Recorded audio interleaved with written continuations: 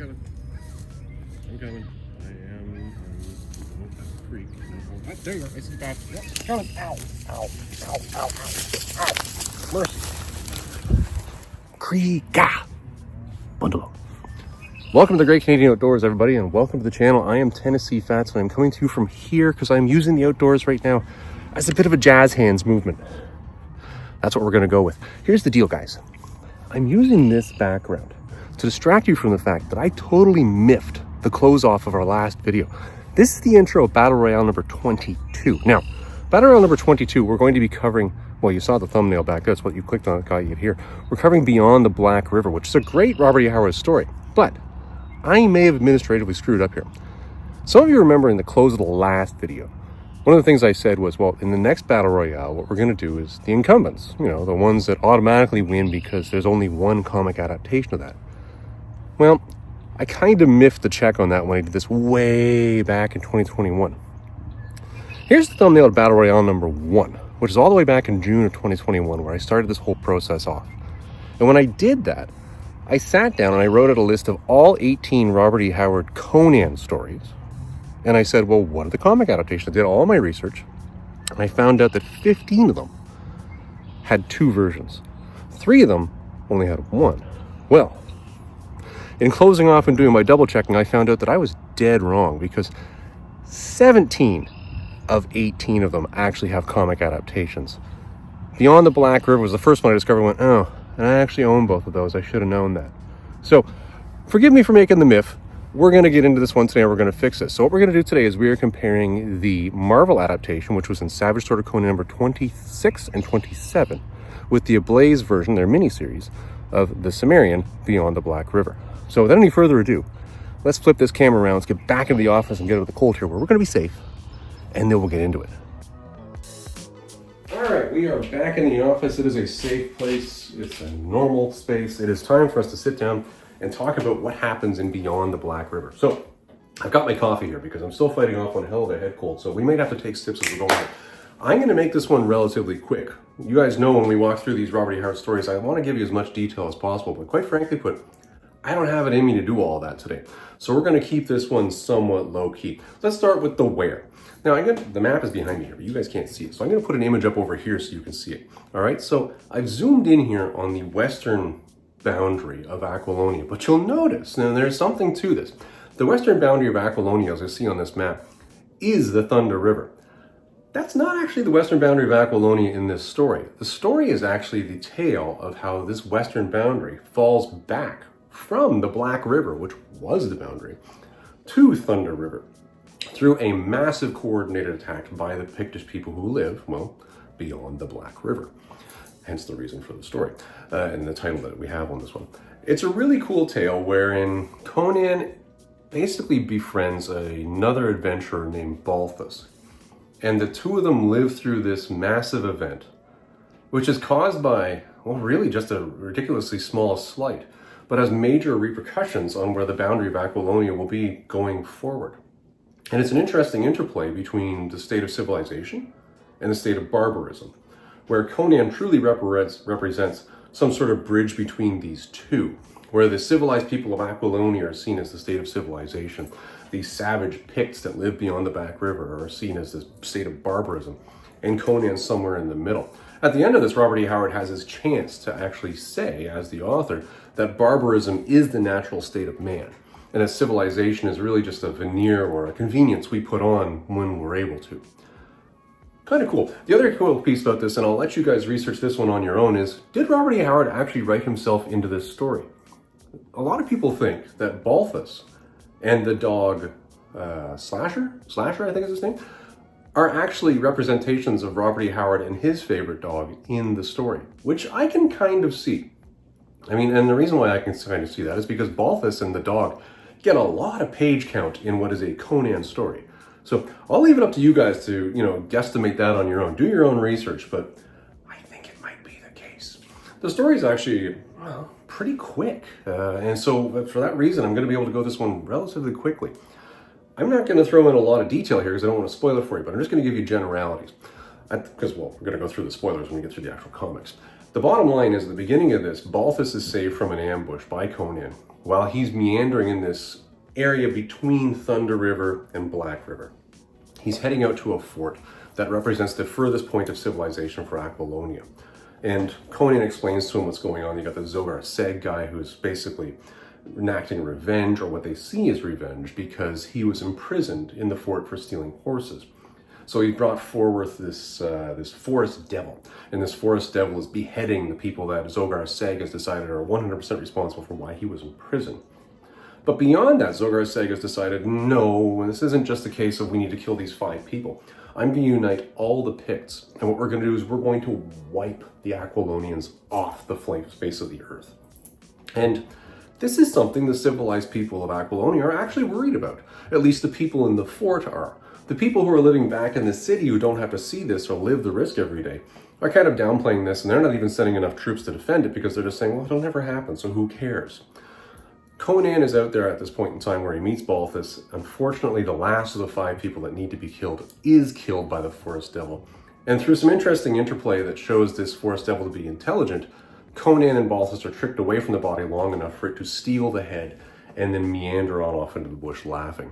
All Conan and Balthus see as this thing is leaving is this green fiery flame, this shape wandering off into the bush. Conan throws his axe at it, and it just shrugs it off and keeps going. Conan and Balthus then decide to head back to the fort with the now lighter load because, well, it doesn't have a head. Yeah, that makes sense. Somewhat cold, but it does make sense. When they're back at the fort, they're told, listen, Conan, you're a badass. I need you and 12 guys to go out and kill Zogar Seg because, although the people back at town don't think this is a big issue, I think he represents a major threat. He's uniting the Picts. We're hearing the drums every night. This is bad news. Bears, go deal with it. Conan, being the badass that he is like, I got nothing else to do with my free time. Why not? Give me 12 guys. I don't need 100 of your soldiers. I'll go do it. We'll just take 2 canoes. Everything will be fine. Everything is not fine. I think that goes without saying. Conan then wanders on down the river with his 2 canoes at night. He thinks he's doing a great job, and you know what? Under normal circumstances, I'm sure he would have. But Zogar Seg is, in fact, in the process of getting all the Picts together for a massive attack. So when they get to the other side of the river, unfortunately, they literally moor their canoes directly into a group of Picts that just happen to be heading towards the central gathering point. Oops. Well, the Picts set an ambush and they kill pretty much everybody. Balthus, one of the woodsmen, survive. They both come to while they're actually trapped inside the village and tied to pikes, which is actually an interesting point. We're going to get to that in a second. And Conan has also survived the ambush itself by just heading off further into the bush. What's interesting is this is the first point in time, and it continues to be the theme, that Conan, being the bridge between civilization and barbarism, or at least the analogy for what that is, continues to outsmart the state of barbarism as he continues to work with impunity behind and beyond that Black River. So Balthus and woodsmen wake up, they're tied to spikes. Zogar Seg comes out, they're dancing about. Balthus spits in the face of Zogar Seg. Zogar Seg wanders on over to the open gates and just calls out, and the first thing that comes forth is a giant saber-toothed tiger. Saber-toothed tigers at this point in time were thought by the state of civilization to be extinct. Well, I guess they're not beyond the Black River. So this thing comes forward, attacks, and kills the woodsman that's with Balthus. Balthus is somewhat concerned, and Zogar Seg wanders on back over the gate and hisses out and calls what they call a ghost snake, which is a giant white snake that not only is a constrictor, but also has massive fangs that are venomous, and the venom can actually burn. This thing is then rising up and it's getting ready to strike Balthus when a spear flies out of nowhere and skewers it right through. It goes into an insane level of thrashing, and hence the rescue of Balthus is accomplished by Conan, who's come in from the distance now, has caused a distraction with the snake. They jump over the back rampart and they're gone. Now the Picts at this point in time discover what's going on. They're a little angry. They're going to go chasing after them, but they would expect that Conan would head back to the river. Conan doesn't. He heads further west. And at this point in time, you really get a sense of the Eldritch level magic that's happening in the background, because the people aren't the first thing to catch up to Conan. In fact, the people aren't catching up to Conan at all. What catches up to Conan is a leopard. As they're sitting, you doing a good job over there, Crystal? All right. As they're sitting, a leopard comes wandering down the path, and Conan kills it by throwing an axe in its head. And then he recognizes, okay, people can't have gotten after us this fast. This is Zogar Seg sending the woodsman's creatures after us.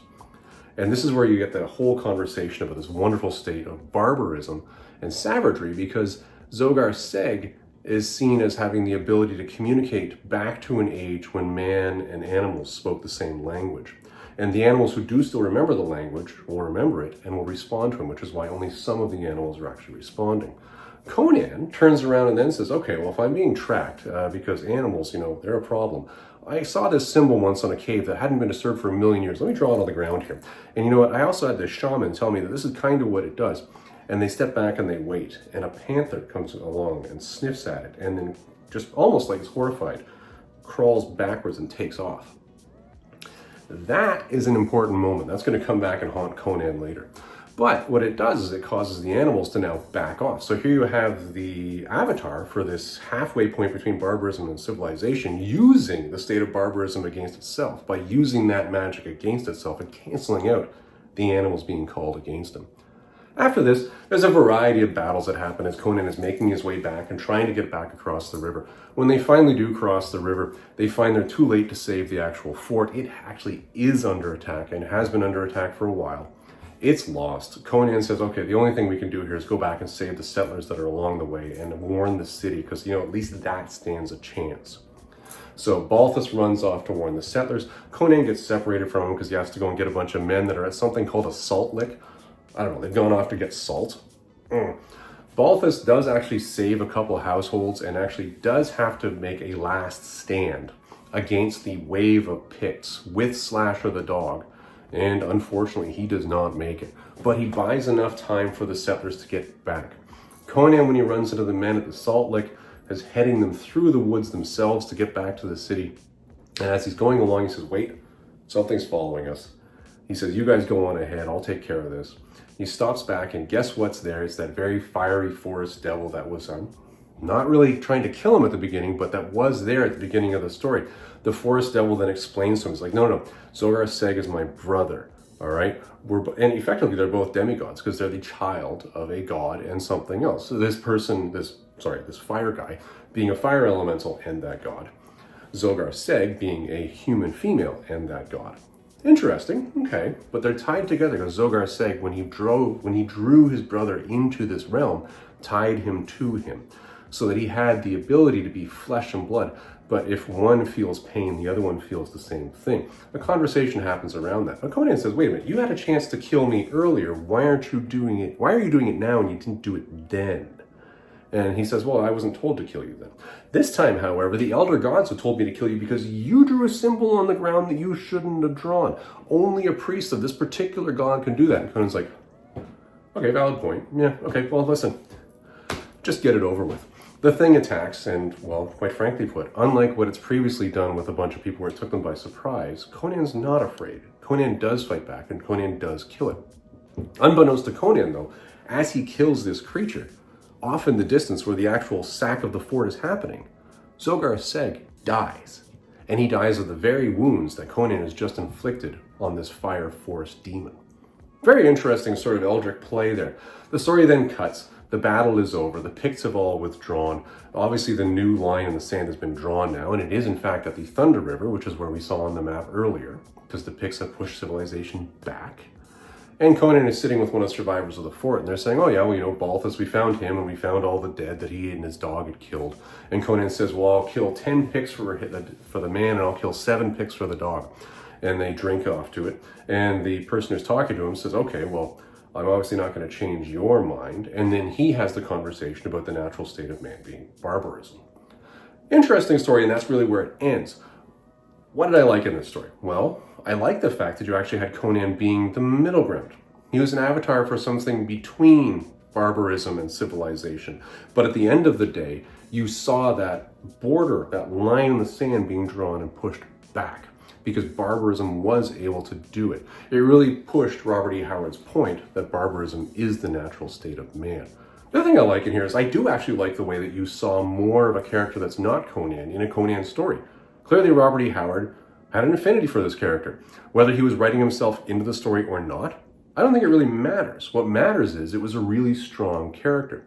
The last thing I liked in here really was that Eldritch piece, where at the end of the day, it wasn't Zogar Seg that sent this fire thing after Conan. It was the Elder Gods, because Conan stepped on some toes by drawing that symbol in the ground. Lesson learned.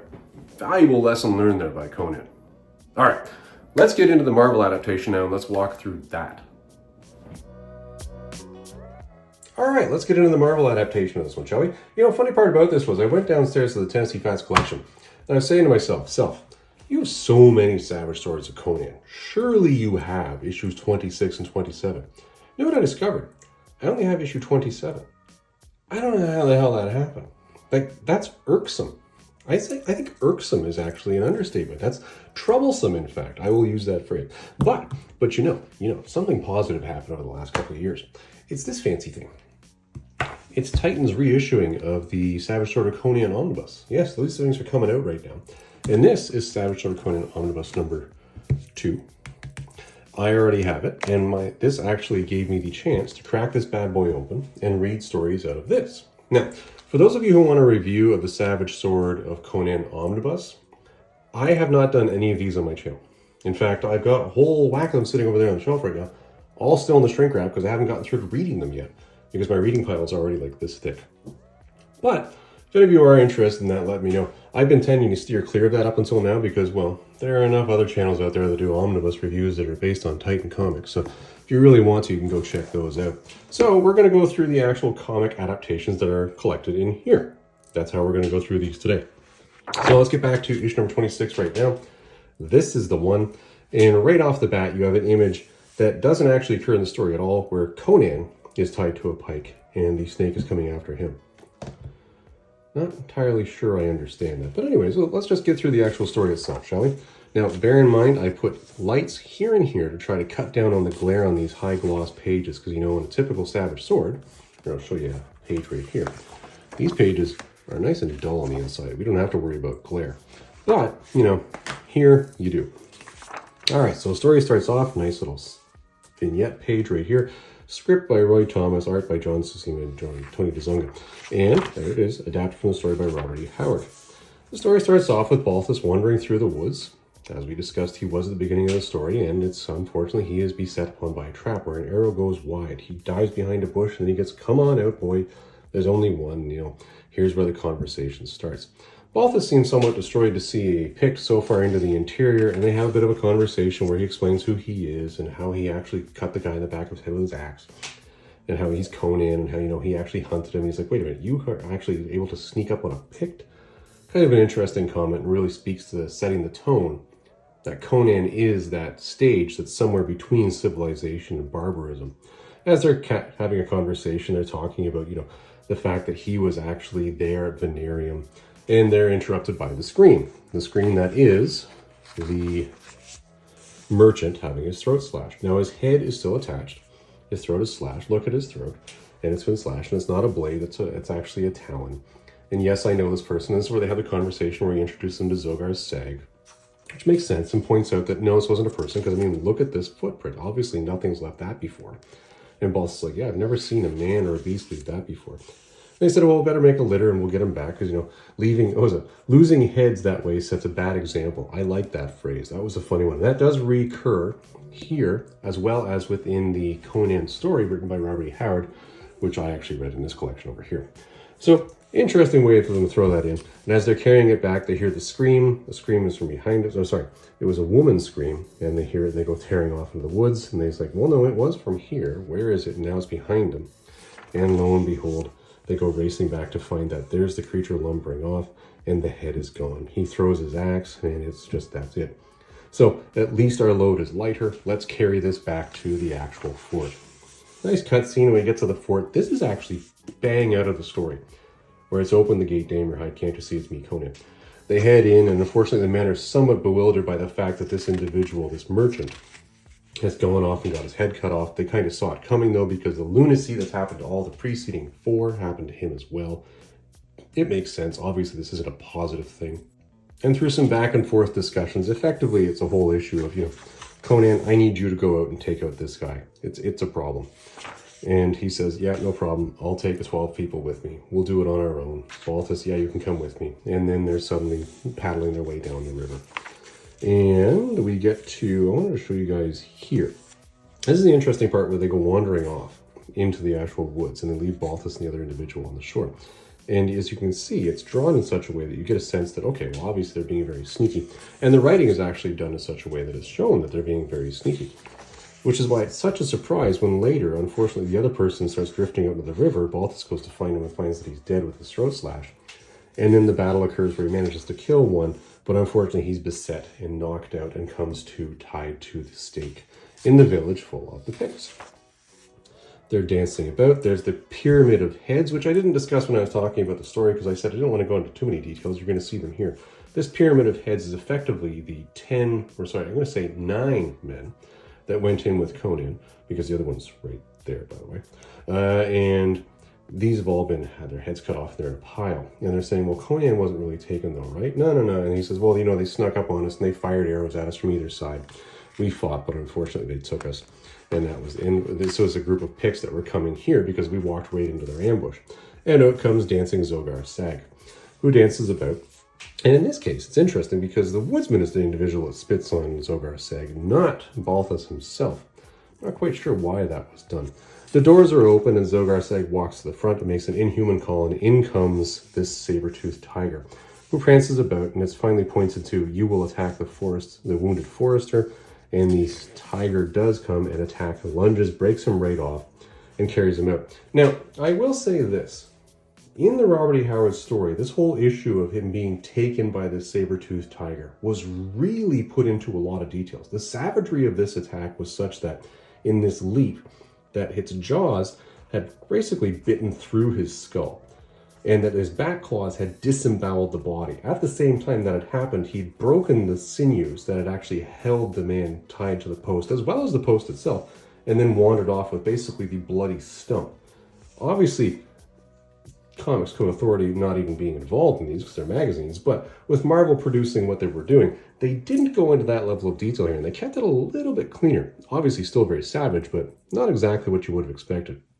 Balthus is quite taken by this, as you can see. I'm a little scared. And lo and behold, Zogar Sag goes off and calls the ghost serpent, or ghost snake, who is now coming to attack. The spear goes through it, and it's flailing all over the place, and it's thrashing and killing Picts. It goes through the fire, and Balthus hears Conan, and he's like, okay, here's an axe, let's go. And they head out, and they go through Zogar Sag's tent, where they see the heads of the 5 people who were killed, or were alluded to being killed, at the beginning of the story.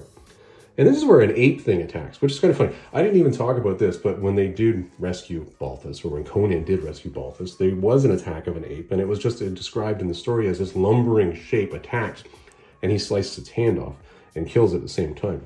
And of course, it is in fact an ape. They get to the back wall where they, unfortunately, does have to kill one person who actually comes after him, which does match the Robert E. Howard story. I'm not going to give that any grief. Climb over the wall and off they go, running off in the distance. Now, in this particular collection, this particular omnibus, there is an issue between issue 26 and 27. The issue that's between the two is, let me get over to it here, the fancy annual special thing. It's kind of cool. I do have this downstairs as well, but we won't go into that today. That's a comic entirely for another day. And it is actually produced in color in here. I'm not entirely sure about the quality of the color. I've actually never really looked at it until just now. I do seem to remember the actual original piece looking something like this. I'm gonna have to do a side-by-side on that to actually check it out. All right, well anyways, let's move on to number 27, right there. As you saw, this is this, right there. Yeah, see? Actually, here, you wanna see? There's the two side-by-side. Well, it does look like it's been touched up a little bit. A little brighter. All right. Anywho, on to our story. Image. Yeah, okay, it's just a slash image, okay? You get a bit of a summary here. We can cut right through that because we just went through that story. They're running away. And as they're running away, they get the sense of, okay, well, back there, we're going to go west. We are not going to go back to the river. This snake is being brought down by archers, and Zogar Sag has now discovered, wait, my guy's gone. That's not good. This is not good at all. And Conan discusses, okay, well, let's just keep going. It'll take a while for the men to catch up with us at the rate we're going at. But wait, something's behind us. No human being could have found us this quickly. This isn't good. It is, in fact, a leopard that's actually following at this point in time, and it's tracking them down the tracks by scent, and Conan throws his axe and kills it and moves it off into the bush, which is exactly what happens in the Robert E. Howard story. Conan then goes on to explain that this is a creature that's been called out of the woods. And he's trying to explain to Balthus here what he means when he says called out of the woods. He's explaining that back in the day, man and animals both spoke the same language, but unfortunately they forgot it. And what's happened here is Zogar Sagas has the ability to actually talk to them because, well, he can speak the same language, and the animals that do remember the language are the ones who will respond. And he's saying, well, hold on for a second here. Based on that, I'm just going to draw this thing on the ground here. And as he draws it, and this is an important point here, there's a comet. There is a windless rustling of the leaves above them and a weird moaning above the branches. Now, right now in the story, that means nothing, but that will come back to be important later. They do draw it, and he explains, listen, I saw this once before. And just like the Robert E. Howard story, he explains where he saw it before. The panther approaches, sniffs it, and runs it away. Now, this is where Conan now says, okay, we are now safe from any animals. They won't be attacking. We just need to worry about men now. So what we're going to do is we're going to continue to head off to the west, find a safe spot. Because if they are going to chase us, we got to make sure that we at least have a safe spot to hide out. And then we'll head back to the river to cover up nightfall.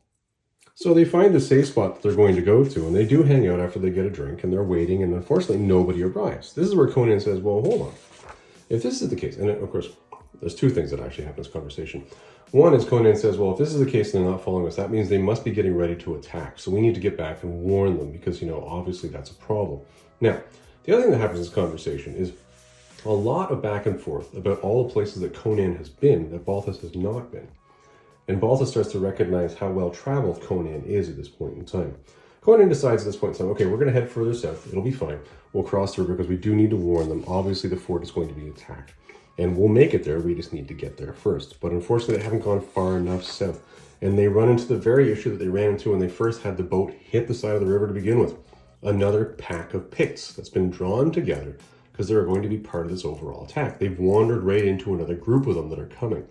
They fight their way through it, and they do manage to survive, at least this particular group of a half a dozen, and they run further south. Now, they're expecting that they will continue to be chased further south, and unfortunately, they're not.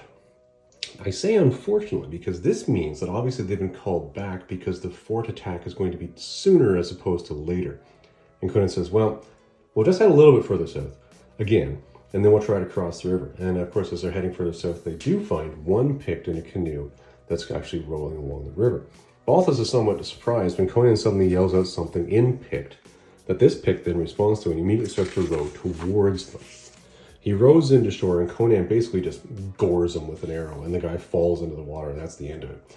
Balthus is somewhat taken aback by this, and there's actually a comment to this. He says, well, that guy did think you were calling him under, false pretenses. That was kind of rude, You betrayed him. And Conan's like, well, who would you rather I betrayed, one Pict or everybody in the fort?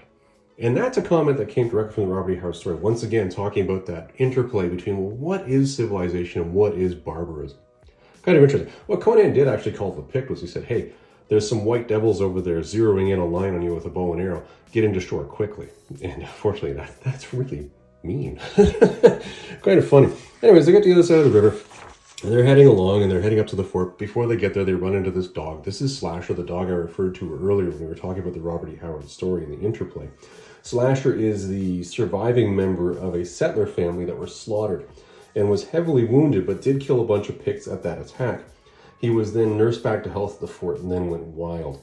Balthus is immediately taken to the dog because he remembers dogs being with his family when he was back at home. And the dog does fall in with them. Conan says, absolutely, the dog can come with us because he can smell out Picts before we are. We're now back on the right side of the river. We need to get back to the fort.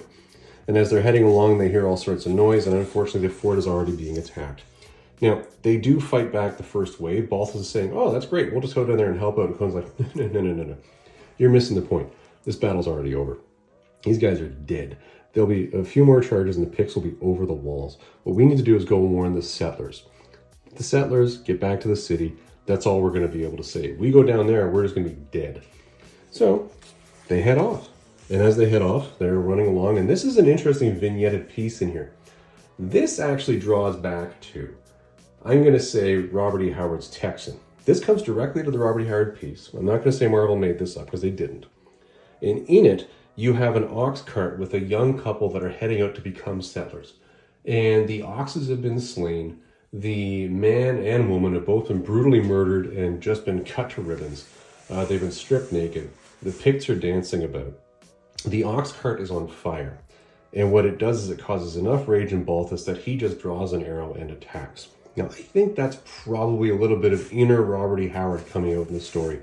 Could be reading too much into that, I don't know. But this vignette didn't really do anything to push forward the story, but it was included for a reason. Not quite sure why. Neat point. Anyways, Balthus is still somewhat taken aback when the battle's over and they've killed this group. This is a group of people, by the way, that decided that they couldn't wait for the fort to fall. They just wanted to go and kill some settlers. That's how it's explained in the story. Anyways, they said, well, we can't do anything here. We'll move on. And off they do. Conan explains that obviously a cart's gone down here. He needs to go get the men at the lick, the salt lick. You go off and get the other guys and, we'll catch up later. And off they go. Balthus and the dog head off and they're warning people. And it's funny because a lot of the women that they run into are immediately saying, well, the men are off at the lick. And Balthus is saying, no, don't worry about it. Conan's gone to get them. And they're like, oh, well, if Conan's gone to get them, then everything's fine. Okay, let's just pack up our horses and be done with it. And they do. They all head off and follow Balthus. And there is a point in time where he gets through 2 of them. They're heading off until he finally finds that the Picts are behind them. A painted wolf with an axe in his hand is the comment that Balthus makes because he's becoming somewhat harder about this issue now. Says, you guys go on, I'll scout along behind you, knowing full well that he never will. And here you have the epic battle that occurs where they come in waves, they try to wrap around him. And I jumped through this when we talked about the Robert E. Howard story, but this is very accurate. He fights back a complete wave by himself with Slasher. And unfortunately, they come at the end in a massive wave. Here it is right here. And he knows he's done for, but there's stabbing and ripping fangs. And that's how his story ends.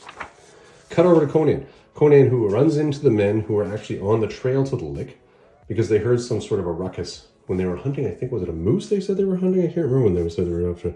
Where are we? Oh, an antelope. They were tracking an antelope. And they heard all sorts of noise, so they decided they better go back because the Picts were on the warpath. And they were right. The Picts were on the warpath. Conan tells them, no, you guys need to keep going. We're going to go through the woods. And he's kind of cursing them out here, saying, you guys suck. Like, why are you so loud? When he hears Balthus' voice behind him. And he's calling for him, and Conan says, well, hold on, I'm coming. And then he runs into the fiery shape. Again, exactly what Robert E. Howard wrote. Robert does a great job about this. And it's funny because the actual fiery guy makes a comment about him, says, why are you looking like a sheep waiting for a butcher, Conan? And Conan doesn't take well to being mouthed off at, period. So, this is really starting things out poorly for this extraplanar creature because Conan does have some words here. They're not positive. And he says, well, why are you after me? And it's funny because he actually says in here, enough mumbo jumbo. And that's Roy Thomas, by the way, writing. That's not Robert E. Howard writing that because the rest of this is very close except for that. And he says, well, why have the gods doomed me to death? Because he's saying, you didn't kill me before. Why are you after me now? He says, well, it's because you drew this symbol, you idiot. Only a priest of this guy can actually do this. He's like, yeah, whatever. Just show yourself and let's just do this. And he does. He shows himself and then there's the attack. And that's what he looks like, by the way. And Conan does. He stabs him in the leg, and then he slashes him through the chest, and then at the end, he gets him, I believe, through the throat. There it is right there. Gets him through the throat, kills him, he catches fire. And cutscene to the end where Conan is saying, the head of 10 Picts for that, for Balthus' death, and 7 for the dog, when they chat about it. And here's the woodsman that he's talking to at the end of it saying, barbarism is the natural state of mankind. Civilization is unnatural. It's a whim of circumstance, and barbarism must always ultimately triumph, while Conan just grimly stares on. I don't know. Doesn't look too barbaric. Well, I guess you could say it looks barbaric there. Yeah. Anyways, and they did discuss here. I cut scene here because I went right to this because I assumed you already knew this. When he killed this guy, as I mentioned, Zogar Seg died. And this is where he describes to him, no, he died of all these crazy axe wounds while he was there. When you killed that guy, he just died instantly. Yeah, there you go. Interesting story. That's the end of her. And that's the Marvel adaptation over issues 26 and 27 of Savage Sword of Conan. I actually think that was a very good retelling of the story. It was bang on. I didn't see that much in there that was really off. Mumbo jumbo. That's just one sentence, I'll give you that. Yeah, pretty close. Anyways, we'll wrap that part up when we get to the actual conclusion. All right, so let's compare the Ablaze version of that, because that's what we're talking about today. We're going to go through the hardcover version because, well, it's easier than me going and getting the individual books. So, as you know, it's in Volume 4 when you're looking at the Ablaze collections. And we know that because it says Volume 4 right there. And then it says Beyond the Black River down here. I know it kind of gives it away. Anyways, now before we get into this one, I am going to make the comment now because I know I'm going to see the comment down below for those of you who have read this and who see this. Conan looks weird in this story. Now, let's just, okay, full disclosure here. I think, and again, I'm saying think because I don't know, Ablaze did this intentionally. When Robert E. Howard wrote Beyond the Black River, one of the comments he made repeatedly in that story was that Conan had the ability to move silently in the forest wearing full armor, while other people did not. Because that's part of his natural abilities, being a barbarian, that he can do that. And I think that's why they went through the process of drawing him with the armor he's wearing here. Now, haircut, beard, and all the rest of that, you can make a comment about that as much as you want. I'm going to give it to you. It's weird. Anyway, the story starts off with Balthus wandering through the woods, and yes, he's being a bit of a badass, but there's jungle drums going. He's a little concerned.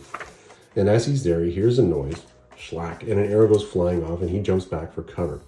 Conan comes out and calls him out and says, there's only one of them, don't worry about it. And he goes, holy crap, a picked, and the whole conversation that you expected to happen, happens.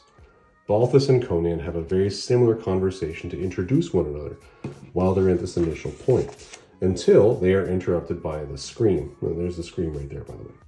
And they run off to find the merchant who has been killed. Now, unlike the Robert E. Howard story, and unlike the Marvel adaptation, the head is completely severed here. It's not a throat being slashed. But you do see the three-toed footprints there, which is kind of cool. And Conan then explains, Zogar Sag is this guy, and he was imprisoned, and it was caused by these 5 people. And they walk through the whole logic here. Everything really following the Robert E. Howard story. Now, unlike the Robert E. Howard story, though, they don't make a litter for it. They don't go say, we're going to start carrying this back. They're just talking about it at this point in time. When suddenly they hear a scream, they're like, oh, it's a woman. And they sort of turn around. Now, unlike where they ran off into the woods in the actual Robert E. Howard story, all they do here is they turn around long enough for swish, and then the head is gone. Conan actually makes a comment about it. You kind of get a sense that he's somewhat looking at it mirthically, going, that forest devil is a sneaky bugger. You really do get a sense that that's where he's going with it. Anyways, they carry the load back, and they do manage to get in, and it is a headless body. And Conan mentions that he's dead, and he's talking to the governor, and they're somewhat surprised. And Conan says, well, I did bring it back, because otherwise it would have been showing up tomorrow, spiked outside. It would have scared the men. And the governor's saying, well, these picks are really a problem. Maybe you should take 100 men, you should go kill Zogar Sag. And Conan's like, yeah, I'll just take a dozen. It'll be fine. Cut scene to when they're rowing across the river, and they do manage to make their way to the shore, where they then head in. And then you have this, where you have the Picts suddenly attack them. And then, because you're supposed to infer what happens, he wakes up bleeding from the head, and he's actually tied to a spike. And there is, in fact, the other woodsman that's there with him. And there's the spikes. Now, this isn't really a pyramid of heads, it's more spikes on heads. Heads on spikes, but you get it. And Zogar Sag comes out. I like this actual depiction of Zogar Sag. I think this is actually a better depiction than what we saw in the Marvel adaptation, just based on, my gut feel of what I think Robert E. Howard was going for. Kind of cool. Anyways, he comes wandering out, and Balthus spits on him, and suddenly a saber-toothed tiger appears. You really don't have the sense of him going and calling the saber-toothed tiger at the gate. It just appears. So you're not really getting a sense of how this occurred, because it just shows up behind him. Anyways, it attacks and kills the woodsman and carries him off. And it is huge. Like, look at the size of the saber-toothed tiger head. And look at the body running across its jaw. Like, that means its jaw is the size of a man's torso in width. That's huge. Now, that is actually very close to what Robert E. Howard wrote, because he wrote that saber-toothed tiger as being massive. Anyways, next thing that occurs is the ghost snake. No real discussion of the ghost snake. There's no thought process or literary terms here to tell you that, but you know that's what it is. Until an arrow hits it basically through its head, and then it goes nuts. Conan then appears, gets Balthus safe. They head out. They go into the action through Zogar Sag's tent. There's the heads of the 5 people. The ape attacks. He says lie down, basically kills it, and off they go. He throws an axe to the one person who did see them go over the fence, and they run away with arrows flying behind them, while basically the rest of the group is bringing down this flashing ghost snake with arrows, because it's too damn dangerous to get close to. Really a problem. Anyways, they go wandering off, and as they say, they're going west, and nothing should catch up to them at this point in time, but they know something's coming, and this is where he draws the symbol on the ground. Now, because you see, no human could have followed our trail so quickly. That's where I'm saying this is coming from. He draws a symbol on the ground, and unfortunately, unlike where you had 1 or 2 animals approach, or even a panther, you have a pantheon of animals that have now come. They all see it, and they're all, nah, we're out of here. We're done. End of conversation. Oh, one coughing break later, we're back. All right, so yeah, so we drew the symbol, and he explains, listen, I found it on a cave that was 1,000,000 years old, and then this guy showed me what it was, and he walks through how the animals and the men both spoke the same language at some point in time. Exactly what Robert E. Howard meant, and here you have the animals see this, and they're like, no, we're out of here. After the animals are then out of here, Conan then says, okay, well, it's time for us to run west. We're going to go find a hidey hole. And they do, and they have the conversation about Conan and how he's seen a bunch of places, but really somewhat downplayed from what Robert E. Howard had intended. They then figure out, well, nobody's followed us as of yet. We better head down to the river, and they do so. When they head down to the river, this is where things, again, get a little twisted. And I think they get twisted because of page count. One of the things you notice in that Marvel adaptation and in the Robert E. Howard adaptation is this battle, the ongoing battle that is Conan and Balthus, going from, let's call it their hidey hole, out to the west of the Black River, all the way back to the fort, is a non-stop progress of just fight, fight, fight. Ablaze decided to simplify that, because instead of them running into yet another batch of men, they run into a canoe of guys rowing up the river, and Conan calls the group of them in. So you're kind of combining the first battle they had at the river and the second one where he just ambushed that one person into one incident.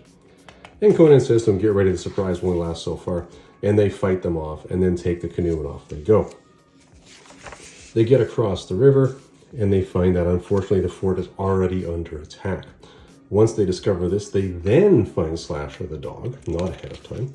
And Conan says, well, we're going to go and save the settlers. They go tearing off, and this is where they run into the first group that are, which I mentioned earlier, attacking the ox cart. Unfortunately, the young couple is already dead. They just basically run through them, slice them down, and keep going. It's a very brief one-page synopsis of this is what happened, and we're moving on. Conan says, I'm going to the Salt Lick, you get the guys free. Balthus then has the conversation with all the settlers, and then says, I'm going to have to stay behind, and I will get you guys some time. And the battle with Balthus and the Picts is also cut short to this being it. One page of this is just what happens. And I think they did that because really they wanted more to the Conan versus Eldrick character sort of fight that we see coming next. Conan runs into the men all the way at the Salt Lick. He hasn't run into them halfway like he did before. He leads them back through the forest to the point in time where he actually hears him being called backwards. And he goes back. This is beautiful, by the way. The art and how they depict this particular Eldritch creature here is fantastic. And they do have the conversation. And he says, yes, it's because you drew this symbol on the ground. You shouldn't have done that. That was not cool. And that's why I'm here to kill you. And Conan's like, fine. And battle starts. And Conan slices. And it dies. Now, what's interesting here is because as it dies, Conan sort of stands back. And then you hear the screaming. And you have cutscenes to the very fort where the screaming continues. Conan is looking around, and I think here, Ablaze is clearly inferring Conan knew when he killed this creature, he also killed Zogar Sag. Because look at that grimace. Look at that smirk. Come on. You knew what you did, you clever bugger. And cutscene back to the actual village where the whole thing is over. He talks through Balthus being dead and the bodies around him, and he says, man, those two were tough asses. And then they have the whole conversation about civilization is a circumstance of whim. Barbarism will ultimately always triumph. End of story. Wow. What a brief retelling of the Robert E. Howard tale. I don't think we really need to spend too much time on the conclusion on this one. All right, let's get into the conclusion on this bad boy and let's wrap this one up, shall we? Because we got to make this one somewhat quicker. Okay, here's the deal, guys. This has been one heck of a weird one. It's interesting because I had to be really brief on the story itself because, well, I just don't have it in me to keep going today because of this head cold. So we had to be somewhat succinct on that one. And I know somewhat succinct is really stretching it because I always have a lot to say. Anyways, the Marvel adaptation, let's talk about that one first. That was really, really well done. I gotta tell you, Roy Thomas, yeah, that guy knows his Robert E. Howard really, really well. And I'm gonna give him full credit on that. That was an incredible version of the story. Now, I will say this. It missed something in the scene in the village. When the saber-toothed tiger was described by Robert E. Howard, it was described as massive. And I gotta tell you, when I read that, and when I was reading the story here, my real thought when I got to that point was, holy crap, this is the be-all and end-all of the story. I thought that was going to be it. Like this saber-tooth tiger was going to turn into this monstrous thing. It didn't. It just gave you really a sense of how powerful these monsters are, because its attack of the wounded woodsman was so severe and so nasty. I was like, ooh.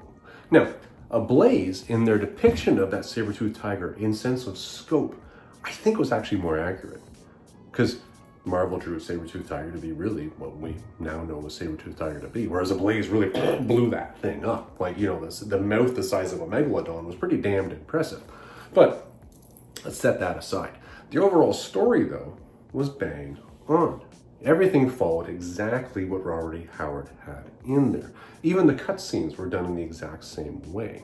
So Marvel obviously had a serious bar that was set in the sand right up there, right off the bat. So what did Ablaze do here? Well, Ablaze did a really good, short, succinct adaptation. And I think Ablaze did some really positive things. So for example, I like the way Ablaze depicted the demon in the battle with Conan after the Salt Lick. I think that visual depiction was really well done. And I also think the visual depiction of Zogar Sag himself was really well done. But again, that's a visual thing, and that's more a taste. You know, it's like, in my mind, when I'm reading the story, this is kind of what I see. And that kind of hits it better. But the problem with the Ablaze version is it's simplified. The Robert E. Howard tale had a lot of back and forth and back and forth and back and forth. This was basically a battle of just ongoing survival. It was a case where Conan, being that avatar between civilization and barbarism, had to survive so many different things as he was going, that at the end of the day, it was a war of exhaustion. And it's amazing because at the end of the day, you also had another little twist to this, whereas if Conan is the avatar of the somewhere between barbarism and civilization, and Balthus is more of the civilization just trying to be a little bit more barbaric, it's not really a surprise with the logic at the end of this that's, well, barbarism is the natural state of man, that Conan is the one that survived and Balthus didn't. But again, that's just me drawing at straws here between the layers. Ablaze did a great job. I'm not going to argue with it. It was a really fun story, but again, the point of these battle royales is which one's closer to the Robert E. Howard original prose piece. And Marvel nailed it. Roy Thomas, 100% I'm going to give it to you on this one. You win this one hands down. So there you go. That is the conclusion of Battle Royale number 22. Marvel takes it for Beyond the Black River. All right, it is wrap-up time. Battle Royale number 22 is in the bag, and I gotta tell you, that was a fun one. I actually really like this Robert E. Howard story. It was kind of a neat one. I like this interplay, and I really do like the fact that this story, more so than any of the Robert E. Howard stories about other Conan adventures, is really an allegorical story. It really is one where when you start to look for layers that are more visceral, you start to see them. And it's interesting. I mean, the commentary that I'm finding online about Robert E. Howard writing himself into the story with his favorite dog. And you're like, okay, I can see that. And once you start to see that, it really taints your view of the story thereafter. You find yourself finding more and more things. A lot of you may have noticed even in this video how many times I'm talking about Conan being this allegorical character that's between civilization and barbarism. And the reason why that keeps coming up is because the theme keeps slapping you in the face in the story. You keep seeing that just whacked over the head with a hammer. And it wasn't done in a subtle way. It was done intentionally because I think Robert E. Howard was really making a point here. Particularly when you looked at the war of exhaustion and attrition that Conan and Balthus were going through in this. And when you looked at the fact that at the end of the day, Conan, who is this avatar of this halfway between world, is the one that survived, whereas Balthus didn't. I think that really tells you something what Robert E. Howard was trying to say here. Kind of neat.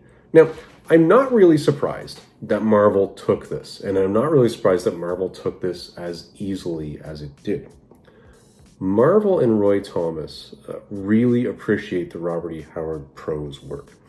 And they've proven it time and time again. Few times in these battle royales have I actually been able to step back and go, geez, really, Marvel, you did what?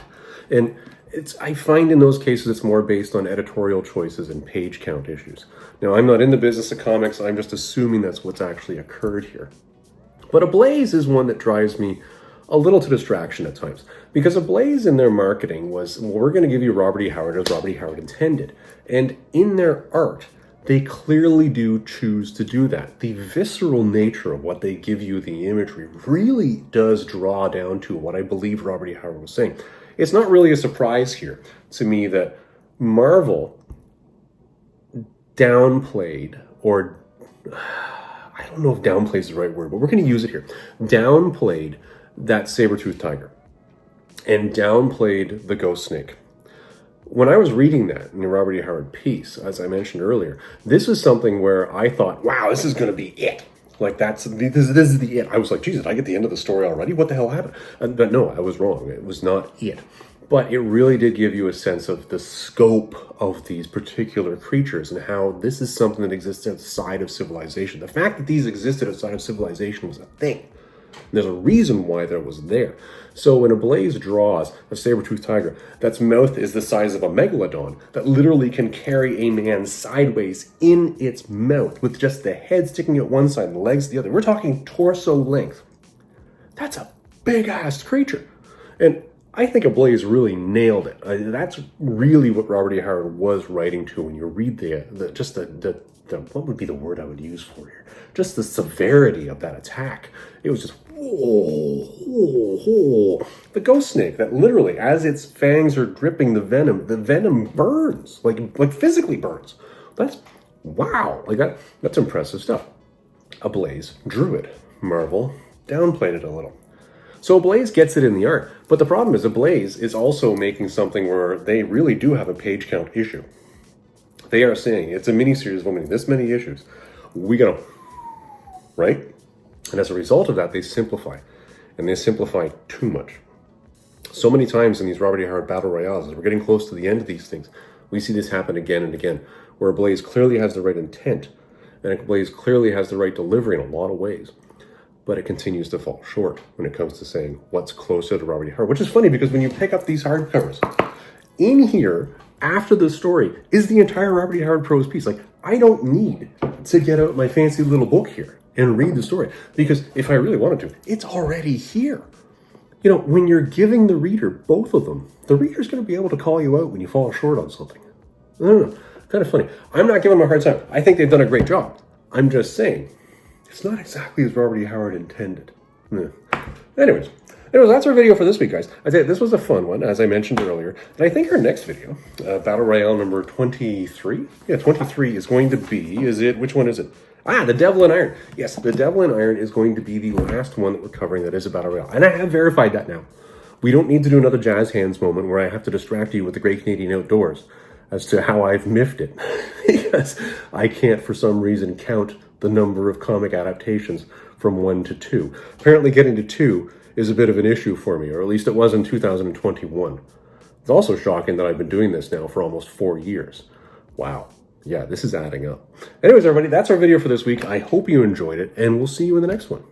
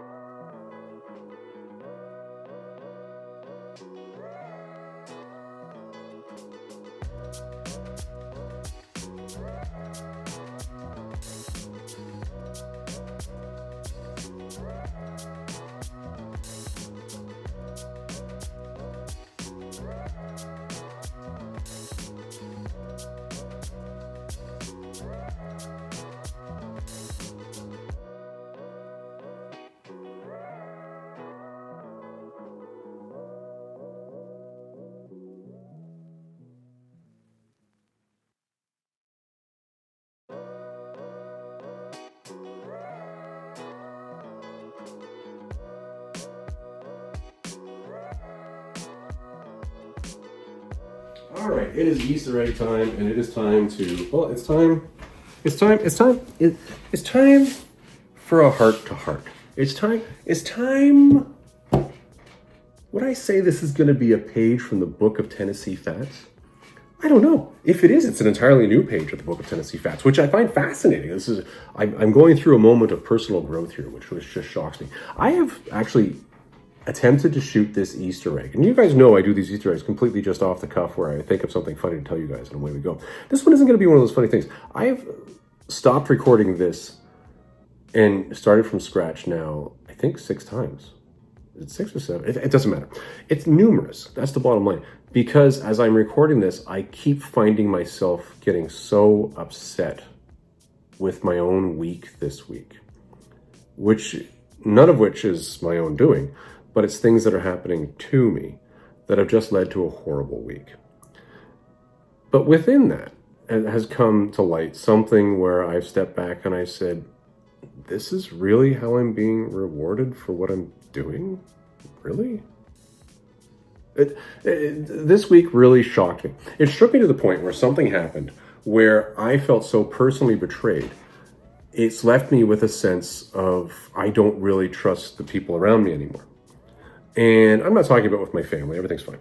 I'm not talking about with, my core group, everything's fine. What's happened here is really a sense of fracture with individuals within my community that I thought I could trust, that I clearly cannot. Because they are not looking out for my best interest. And in fact, they're doing something that's in a way damaging what I'm doing, and that's not cool. So it's not good. And it left me with a point where I stepped back and I said, damn, like that really sucks. And it's funny because when I was shooting this video, and I was getting ready to shoot this video, one of the things that came to my mind was I asked myself, geez, am I really ready to shoot this video? Because not only am I suffering from this ridiculous head cold with the fever dreams and everything, but I was like, am I in the right headspace to do this? Do I really want to? I'm motivated. And then the next question came up, and this is the one that really was the moment of personal growth for me. And I said, well, do I really want to shoot any more videos at all? Yeah, that one hit. And the funny part about it was when it hit, it actually caused me to say, no, I don't want to, I'm done. And then I was like, no, whoa, wait a minute here. So here's the personal message of growth that I've got here and what I've learned out of this whole thing. Because last 24 hours in particular, especially when I was out there just washing out the showers and chemically bombing them down, because working with your hands is soulcraft. You should always take a moment and do some sort of physical task. Whenever you're trying to struggle emotionally with something, it'll help you through. It's part of our inner nature. Here's the deal. I don't see why something happening to me that's negative should be given the opportunity or the real estate space in my head to prohibit me from doing something that I take joy in. Yeah. And it's interesting. I got to that point where I said, no, I'm going to continue doing this. So I shot video number 22 today, and I'm going to shoot video number 23 next week, and I'm going to shoot video number 24 thereafter, where we do the, well, actually, no, which one's 24? 24 would be the incumbent. 25, is 25 actually going to be the one where we do the total of all 18 Conans? Oh, that'll be a weird number. We might actually get there. That might actually be the number. Anyways, the bottom line is, I am shooting these, and I'm going to continue doing these. And it's interesting that I got to the point where I was so betrayed and hurt, and I was like, man, I'm just walking away from all. No, not at all. So my message to you guys is, don't let somebody else's stupid stop you doing from what you want to do. My grandfather taught me a lesson years ago. He actually taught me many, many lessons. I could give you a lot of them, but it's going to sound like just pandering and just noise, unless you actually know the context. But one of the things that he taught me years ago is just because somebody else is being an a-hole doesn't mean you have to be an a-hole back. And literally, it gets to that point where just because somebody else has done something to you or something else has happened in your life, don't let that stop you from doing what you want to do. If you want to make Conan videos, go out and make Conan videos. If you want to go out there and make videos about little kitty cats wearing dresses and playing the piano and putting them on TikTok, you go ahead and you do that. Get out there and live your best life. Don't let other people push you out of the way.